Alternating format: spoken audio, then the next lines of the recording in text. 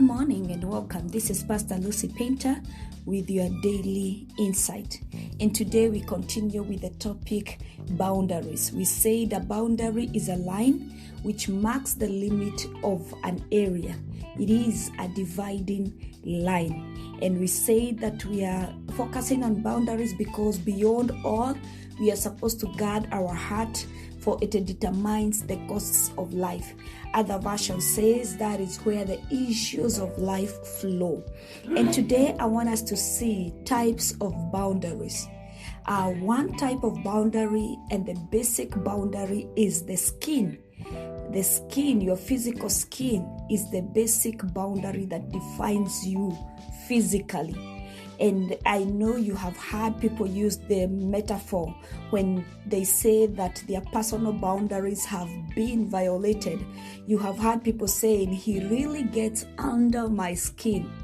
Your physical self is the first way that you learn that you are separate from others. From the beginning as an infant, you start to learn that you are different from your mother, from your father. You are yourself. So the first basic boundary is your skin. And we talk this so much when we are talking to the youths and talking about your space.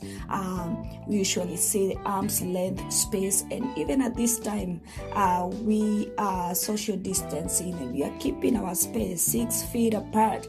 So I think we are not going to dwell so much on that. The first basic boundary is the skin. The second boundary, which is what prompted me to ask you a question yesterday, is words.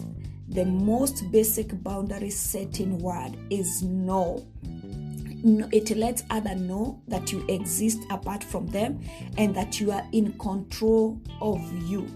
And being clear about your no and your yes is a theme that runs through the Bible.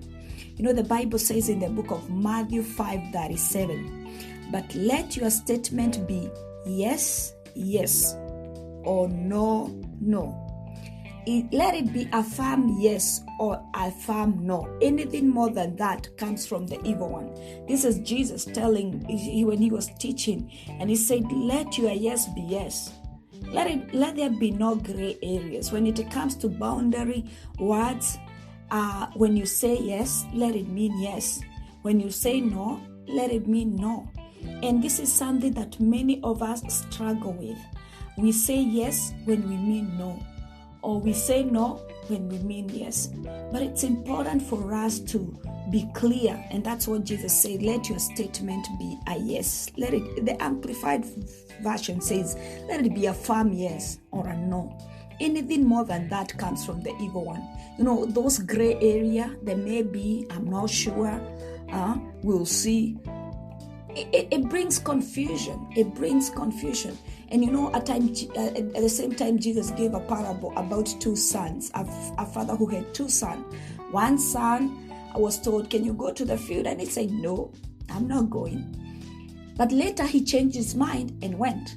And then there was this son who said, oh yes, I'll go, but never went. You see, it causes confusion when what you say and your actions do not rhyme. So it's important for us to know, and I know we are going to continue much more on this about your yes being yes and your no being no. In James 5:12, the Bible says, but above all, my fellow believers, do not swear, either by heaven or by earth, or with any other oath, but let your yes be a truthful yes, and your no be a truthful no, so that you may not fall under judgment.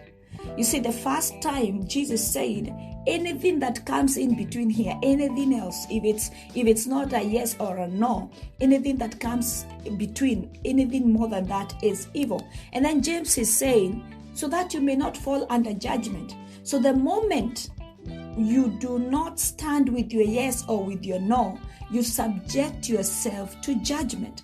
And this comes to the place even when it comes to promises. You know, when you promise something and yet in your heart you're like, I'm just doing this to get out of this situation, you've already subjected yourself to judgment, because whoever you promised will hold you accountable. But you said yes. You said you're going to do this. Like we said about the two sons.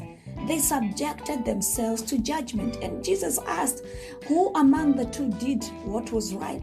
And now we have now the opportunity to judge them. We are not just judging one, we are judging both. Because one of them said yes and didn't follow through with a yes. Another one said no, but didn't follow through with a no. So you subject yourself to judgment. And that is why it is important for us to learn how to say no and to stand by those words that we have said. If we have said yes, then we gotta do it. If we say no, then it's a no.